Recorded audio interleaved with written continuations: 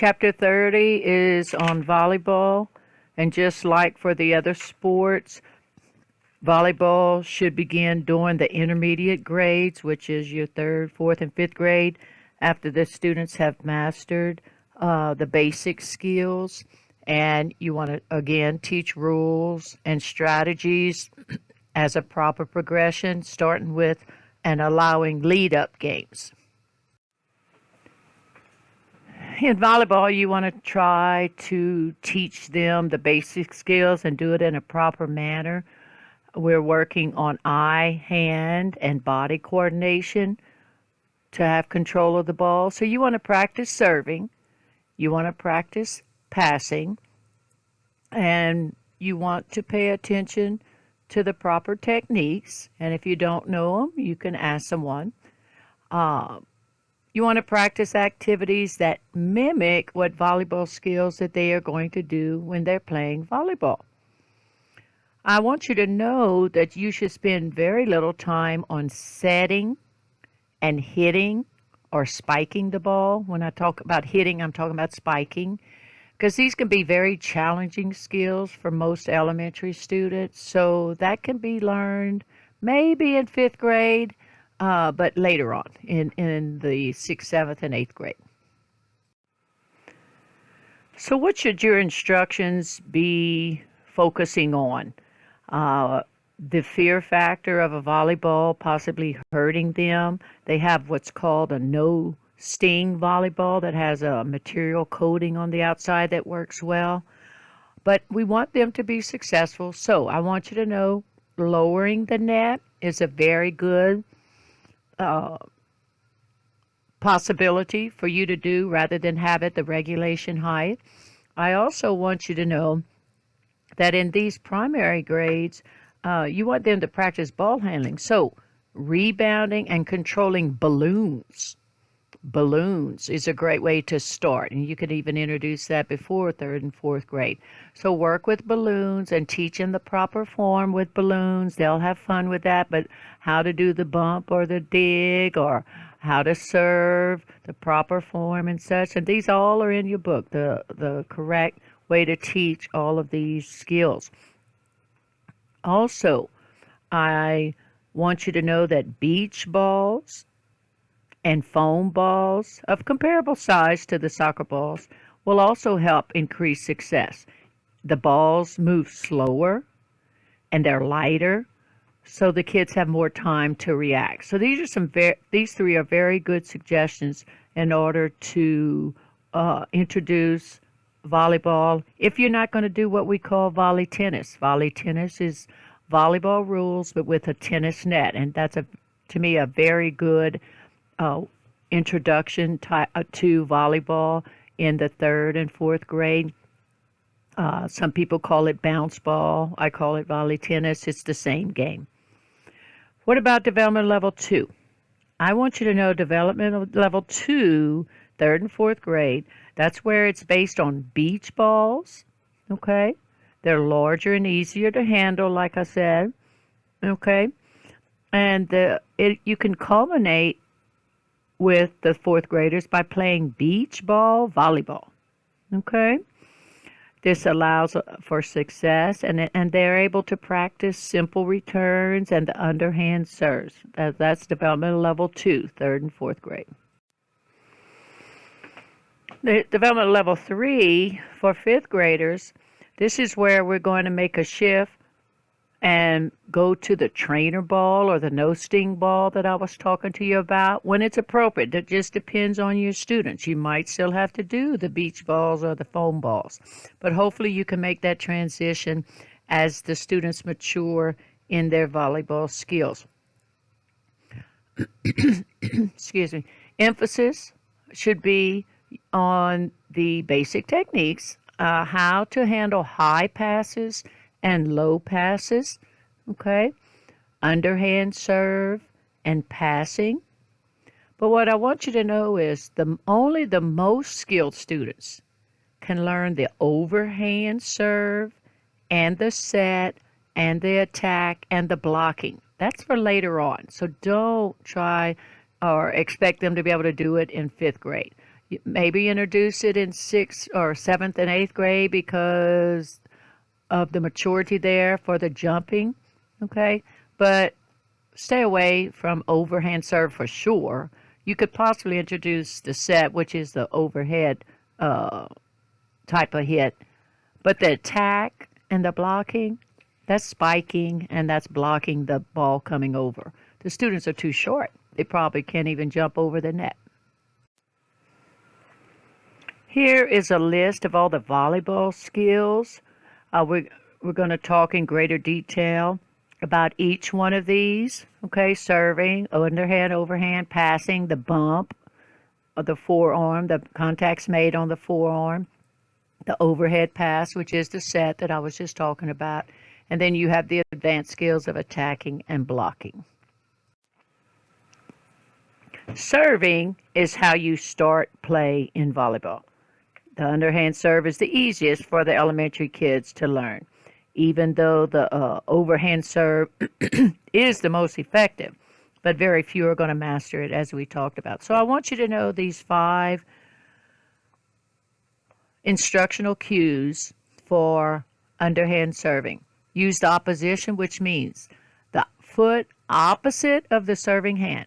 So if you're going to serve with your right hand, because you're right-handed, your left foot should step forward. That's the opposition that they're talking about.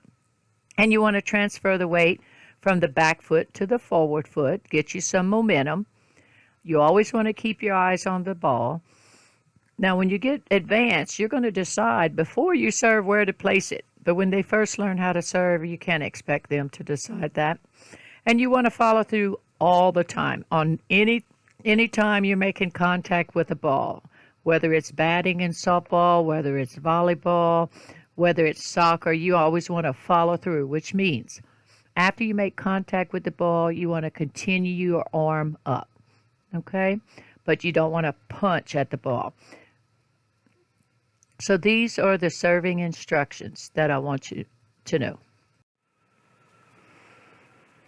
This is the diagram or the picture in the book to show how to do the underhand serve.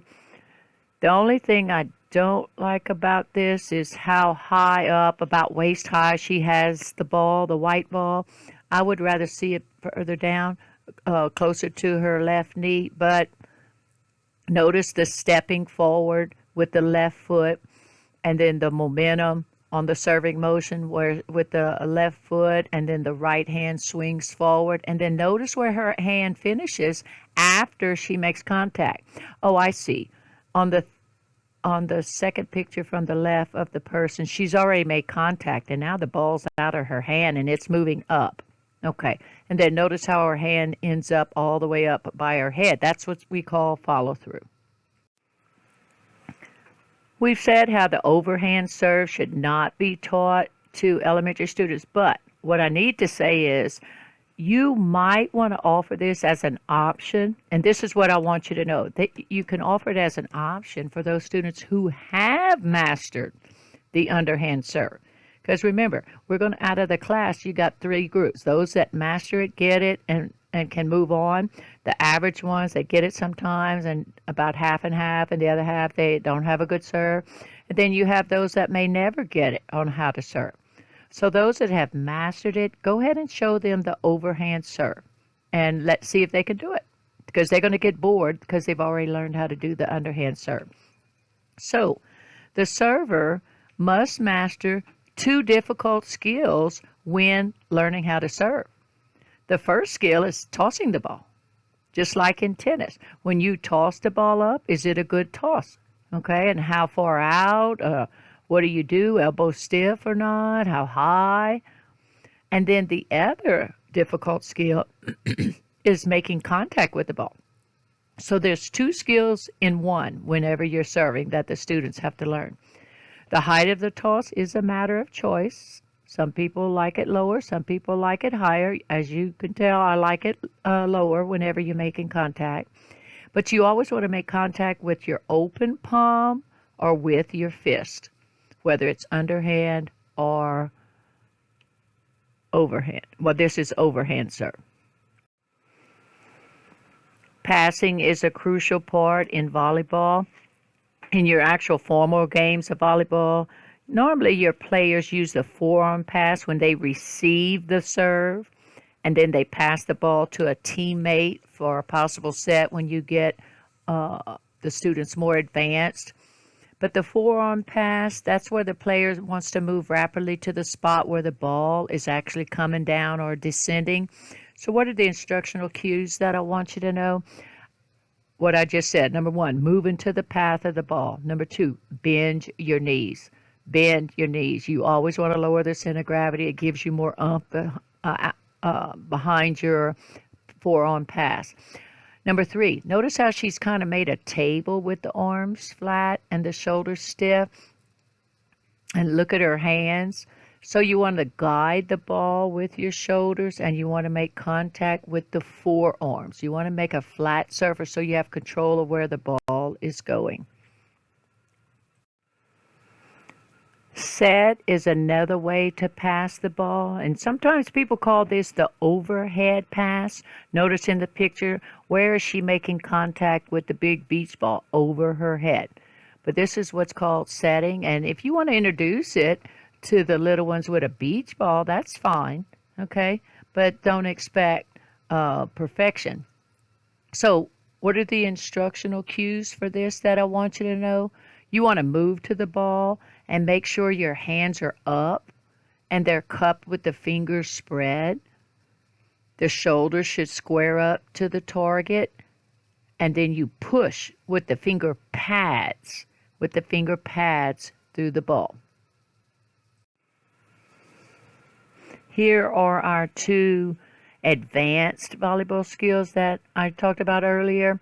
The first one is attacking, and that is most effective play in volleyball, but not at the elementary school level. Okay? So what are the instructional cues I want you to know for an attack?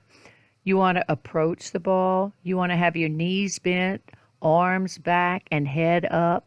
Jump with the arms up. Make contact with the ball in front of your body. And follow through with the hand to the same side hip. Okay? Attacking. But at elementary level, they might be able to jump high in the air and strike the ball above the net.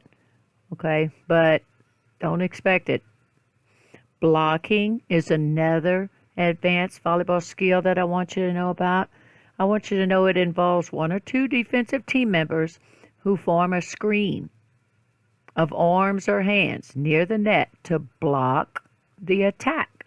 So the attack is when we're spiking it, and the blocking is happening on the other side of the net. What are the instructional procedures for teaching volleyball? Since serving is so critical, you want to make sure you practice serving. Practice serving. It's such a boring game if they can't serve. So if you have to modify the rules so that they can be successful, even though the serve may not have gone over the first time, that's okay. Like, what are some modifications you can do? You could have them serve from the center of the playing area rather than behind the back line because they can't reach it or the ball can't go over the net. Maybe they're not old enough, strong enough, mature enough. Another way would be to allow the serve, if it's the first one, if it's not good, let them keep serving until they do get a good one. That's what I used to do. And then the third way, allow an assist by a team member to get the ball over the net. So the little third graders, you might have that option, this last option. So you always want to make sure, look at number 2, to have the players roll the ball back to the server. Do not throw the ball. Have them roll the ball back to the server underneath the net. Number 3, I want you to know, in order to have effective instruction, it's only possible when the players can rebound the balls, which basically means return the ball with their hands or arm without pain. So what does that mean? Remember I talked about the no sting volleyball? They're not going to want to do it or play it if it hurts. So select an appropriate ball. Avoid the heavy or underinflated balls. And hopefully, especially for your beginners, we know beach balls work well, or the training balls, what I call the no-sting volleyballs. That works well. And they were only about $10 at Walmart. Number 4, Focus on the individual or partner work. Number 5, emphasize the use of both hands when returning the ball. And then you want to have some type of rotation early on by having some lead up games to teach them how to rotate. When you're organizing your instruction to teach volleyball, we want to have our practice sessions where we have a progression from individuals working by themselves, then partners, and then the partners, we want them to work on passing, and then we also want them to work on serving and passing. Okay? So you can make a circle. We have one game, I forget the name of it. Circle? No. It's in our activity outline where they do nothing but passing, where we actually work on how do we return it, the ball, okay? The actual, for tossing and serving, yes, we definitely want to do that. But what do we want to do with the passing, okay? To get to be successful, okay? The forearm pass, the bump, okay? Group work, and then we want to organize our basic rules, okay, for 6 players of the rotation. But with elementary, we can have 9 players. It's suitable. You just teach them how to rotate with 9 players. So they have all kinds of activities, all kinds of ideas in your book for individual, partner work, group work, and then they have the volleyball activities for developmental levels 2 and 3. The beach ball volleyball, informal volleyball. Then for developmental level 3, that's what they call it, pass and dig. That was the game I was thinking of earlier. I couldn't think of the name, where you're in a circle and you're working on passing. And then the chapter culminates with volleyball skills test. Just simple serving can be a skills test. Serving for accuracy later on when they get older could be a skills test. So this concludes our chapter 30, but we do have some takeaways. We know our skill instruction for volleyball should begin in the intermediate grade levels, which is your 3rd, 4th, and 5th grade. We want to teach rules and strategies. It's a very important part. And then we use lead-up games to emphasize the specific volleyball skills that they're going to need when playing.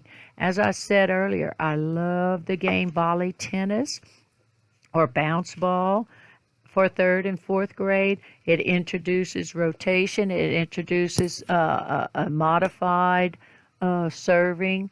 It introduces how 3 and over. It introduces that if the ball goes out of bounds after the first hit, the second person on the same team can hit it back in fair play, and then the third person hit it over.